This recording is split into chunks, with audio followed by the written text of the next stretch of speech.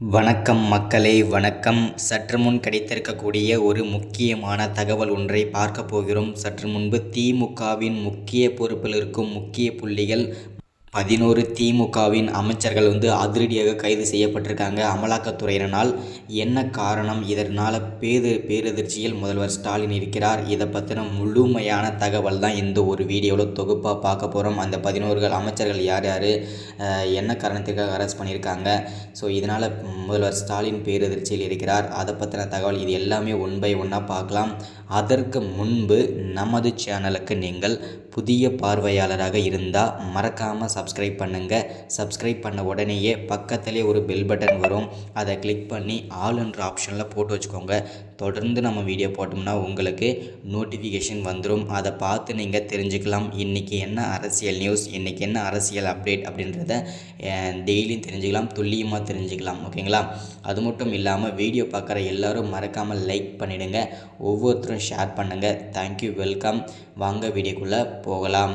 சற்று முன் கிடைத்திருக்கக்கூடிய ஒரு முக்கியமான பரபரப்பான சோகமான அதிர்ச்சி தகவல் அப்படின்னு கூட சொல்லலாம் திமுகவிற்கு. ஏன் அப்படின்னா தற்போது ஒரு 2-3 மாதங்களாகவே பார்த்திங்கன்னா திமுகவுக்கு ஒரு சோகமான விஷயங்களே நடந்துட்டு வருது. அந்த நிலையில் ஃபஸ்ட்டு செந்தில் பாலாஜி பல்வேறு சொத்து குவிப்பு வழக்கிலையும் அவருடைய 300 கோடி வீடையும் இடித்ததன் காரணமாக அவர் புழல் சிறையில் அடைக்கப்பட்டிருந்தார். அதை தொடர்ந்து பார்த்திங்கன்னா ஜெகத் ரட்சிகள் பல்வேறு சர்ச்சைகளை சிக்கிட்டு வந்துட்டு இருந்தார்.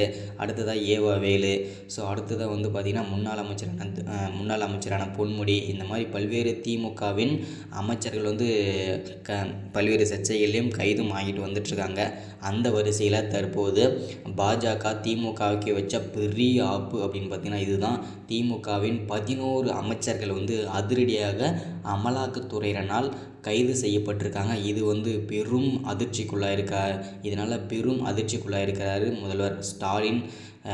ஆலமரத்தையே ஆட்டி பிடுங்குறாங்க பாஜக அப்படின்னு கூட சொல்லலாம். ஏன்னா பார்த்திங்கனாக்க இன்னும் 2 வருஷம் தான் இருக்குது ஆட்சி திமுகவிற்கு. அதுக்குள்ளேயே இந்த திமுக ஆட்சி களைவதற்கான அனைத்து வாய்ப்புகளுமே இருக்கிறது.